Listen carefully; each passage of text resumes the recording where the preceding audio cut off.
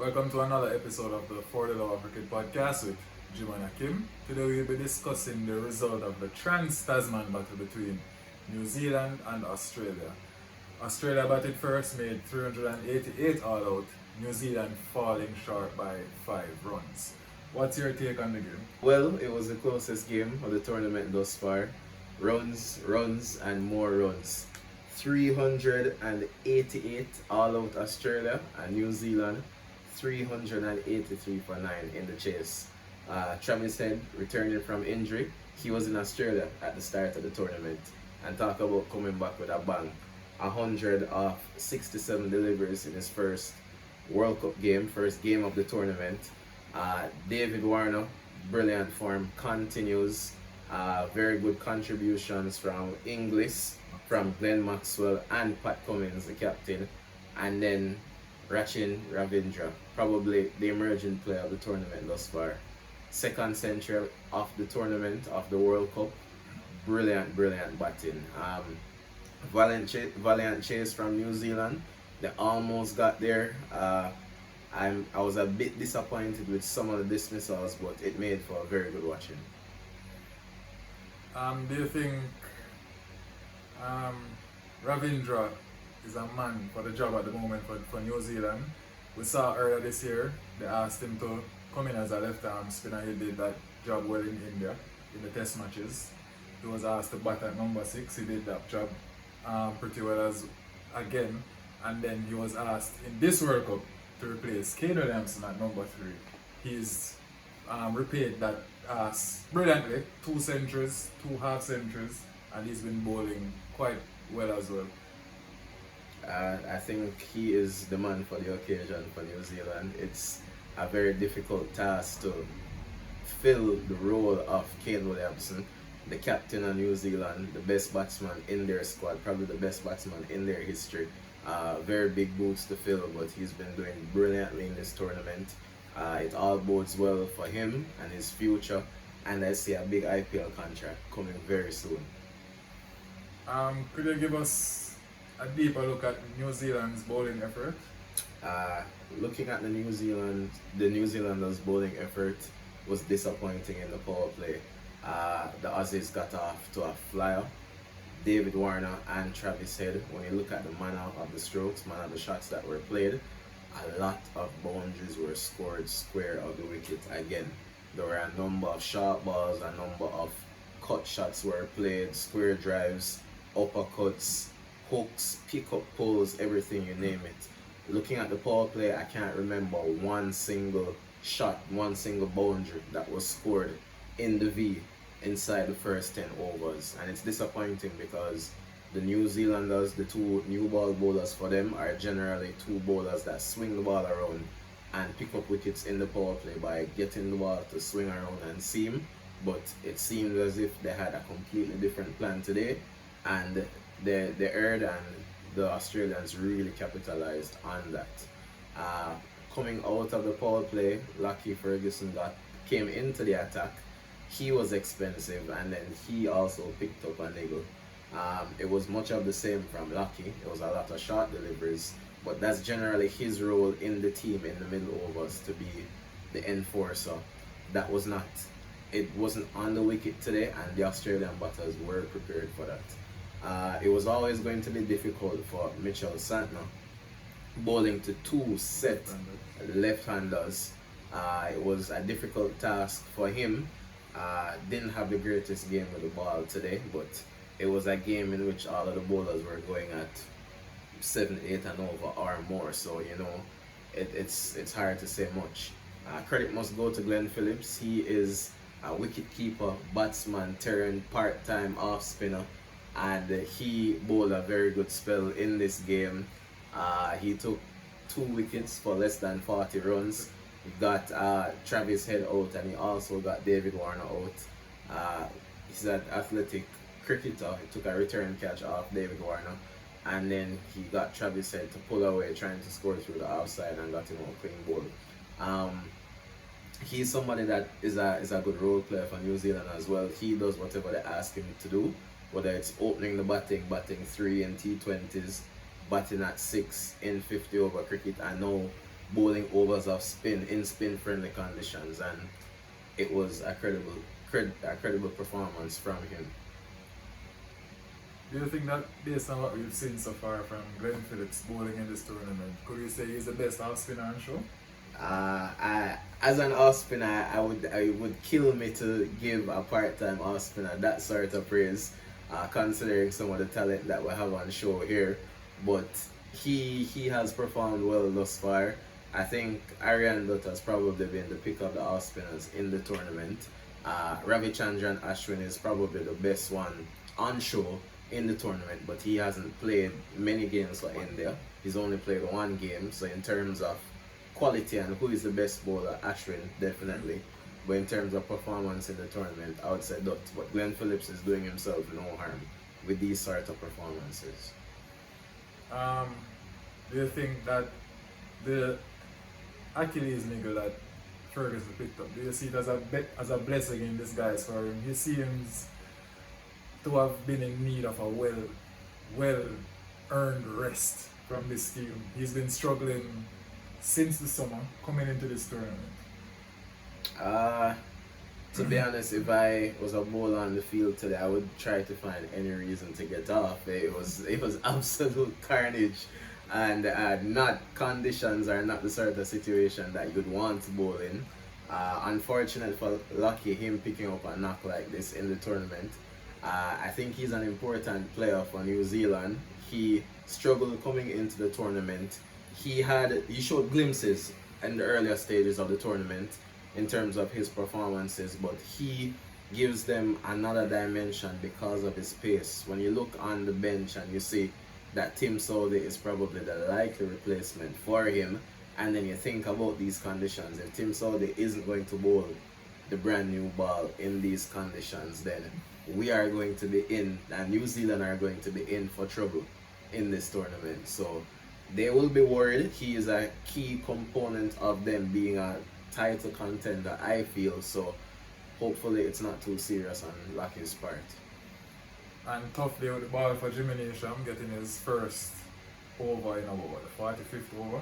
Coming in the death, first game of the World Cup. He's not really a good performer in World Cups. So very, very difficult. If I was Jimmy Neesham, I would, as soon as I got into the dressing room, I would have a couple of words with Tom Latham, my captain. It almost feels as if he was set up. The situation was a very difficult one to come in and perform. Getting his first over in the death, bowling two overs for 32, 16 and over to batters that were on the go with a very good platform. They were looking to go at 400 to set a target of 400. So very difficult circumstances for Neesham to come and bowl in. So not much can be said for that. Hopefully he will go better for the rest of the tournament. New Zealand will hope so for sure. Speaking of Neesham, he made a good fist of the total towards the end. He showed us his full potential, I'd say. He got 58 off of 38 deliveries. Yeah.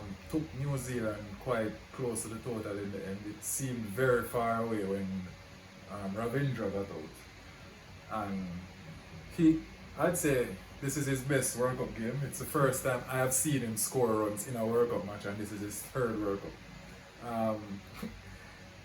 My friends would say otherwise, they rate him highly.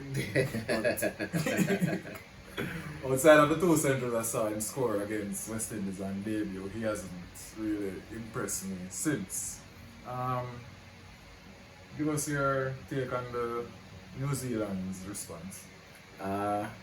It was a good response, I would say. You look at some of the games that have been played in the tournament, we've seen South Africa post big totals, and when the opposition goes into bat, they almost seem to crumble. They're daunted by the score on the board, scoreboard pressure. Not a lot of teams know how to approach it, and oftentimes by 15, 20 overs, they're 5, 6, 7 wickets down if they're not bowled out already. So it was very encouraging to see New Zealand make a fist of it and go at the total. They didn't feel as if it was too many runs. They thought that, well, if Australia batted well enough to get this, we back ourselves to get these runs as well. And it was a very good effort They got a good platform from Will Young and Devon Conway. Both of them didn't carry on, but they started off at the rate that they needed to chase a total of 388. So that was a good start. Ravindra was the key though. He came in and played a very composed knock. Daryl Mitchell got to a half century. He has been very commanding in the tournament in his play against spin. He's been very good off the back foot, and he's been very good coming down the wicket and hitting them into the stands.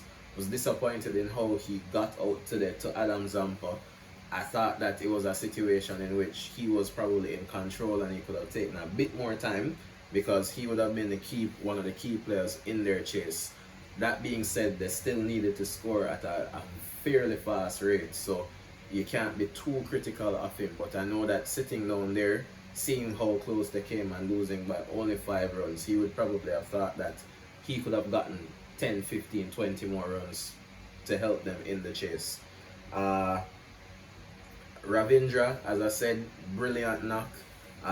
Touch player, classy player, but he can hit the ball over the ropes when he wants to. He played a late cut today between short third man and backward point. Brian Lara-esque. It was so good. Everybody was in awe of it.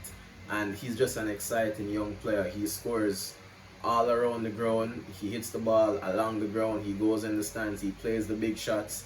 It's not swiping. He's just a class act and a very talented player. And he has really come of age in this tournament. And a lot of eyes and expectations will be on him for the rest of this tournament and for the rest of his career, because he's really announced himself to the world in this tournament. Tom Latham, the captain, disappointed in how he got out. He hasn't had the greatest of World Cups. He got out trying to play a reverse sweep today. It lobbed to short third man. He hasn't really gotten going. He's somebody that you would think at number 6 would take up the responsibility of the chase and look to bat deep. But that gave an opportunity to Glenn Phillips, who also he was a soft dismissal, almost a leading edge going across the spin of the ball, and he was caught. But Jimmy Neesham, brilliant knock. He came in with the chase looking like it was a bit out of their reach, and he played a very good cameo. Serious ball striking. He's somebody that goes to long on that area, long on deep mid wicket. Struck the ball well. When you look at the last 3 overs or so, they needed 48 runs. And Jimmy Neesham really turned it on the Australian bowling. And they fell short by just 5 runs. And he was the last one out. He got run out. And he almost took them over the line in a brilliant chase. Australia's bowling, outside of Mitchell, who has been a stark contrast of himself since the last World Cup, I don't think they bowled badly. I think they had good plans, especially with the dimensions of the field, one side being that big. Yeah.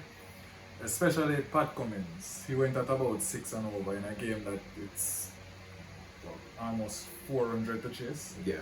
And the team went close. He bowled a number of slower balls into the wicket that stood up, and it was very difficult to pull. Somebody who also should not be forgotten is Glenn Maxwell, because he bowled a very good set today. Again, I think he's been doing a decent job as a second spinner. Bowled 10 overs for 62 in these conditions. That's a very good spell. He also picked up the wicket off Glenn Phillips. Glenn Phillips was going. He looked to work the ball, and it got a leading edge to like mid-off. No, man, he wasn't working the ball. He went for a strike, a big yeah. strike, and it went up and got to mid-off. Yeah, it was a ball that didn't have any spin on it. Yeah. So he was like a drifter. He was going like straight long on here and it skied to mid-off. Yeah, but that he bowled a very good set, I think.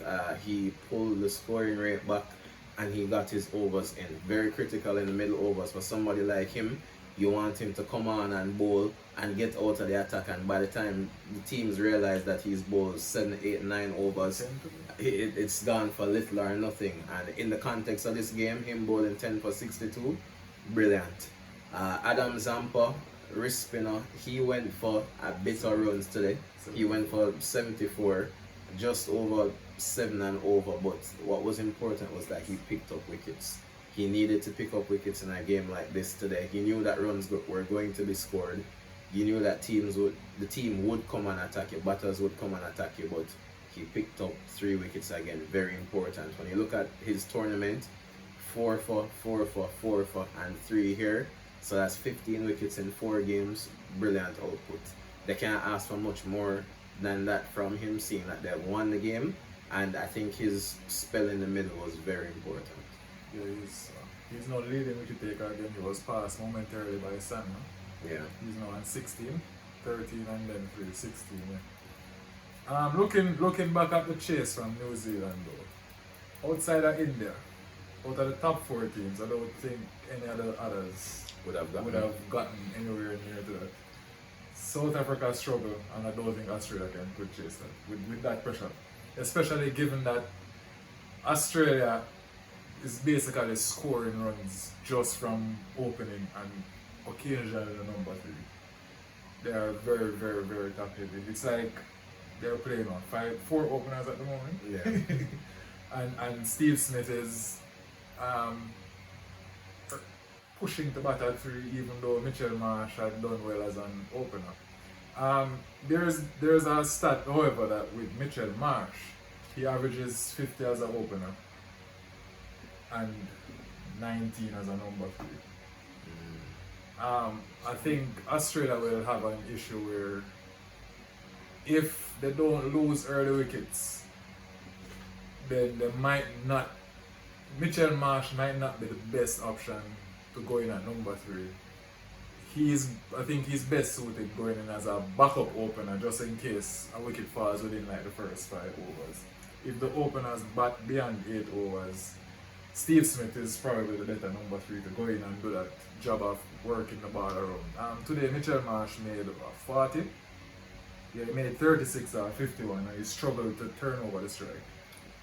I agree with you. In a game like this, scoring at 36 or 51 is 70, a strike rate of just about 70. In a game like this where the teams, where the batters, almost everyone was scoring at 100 plus, that's disappointing output. I also think that Mitchell Marsh does not know how to pace his innings outside of the power play, or coming to bat and start outside of the power play. Somebody like Steve Smith would be more familiar with those situations and would be more comfortable in that role. As you said, Mitchell Marsh as a backup opener, if Travis Head isn't available, is a good option. He scored a century there, or if Australia loses a wicket early, because he still has the opportunity to get a fast start inside the power play. If he doesn't get that and he has to start in the middle overs with 35 overs in front of him, it's a bit difficult for him, and he seems to be confused with how to play the role.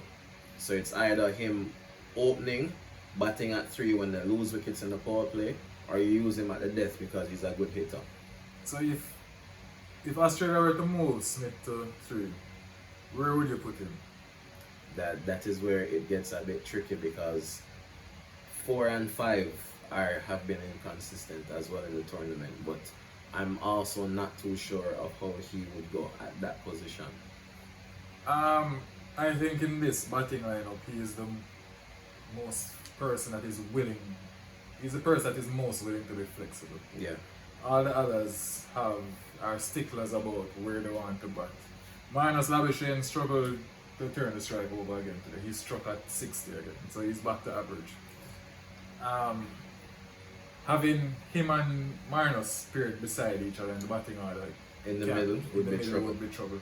They both struggle to turn the strike over against spin. And then you really don't want him. Inglis is at what, number 7? Yeah. Could probably slot him at 6 and move Maxwell up 1. No, I don't want Maxwell batting early. He cannot manage the responsibility. He definitely cannot manage the responsibility. Maxwell wants to come and play a free roll and just hit towards the end. Like a role similar to what he got today. And he thrived in it, he enjoyed it, he played a good cameo. Well, Australia are on the way up now, and I think that is a good problem to have. I don't know how they will sort it though.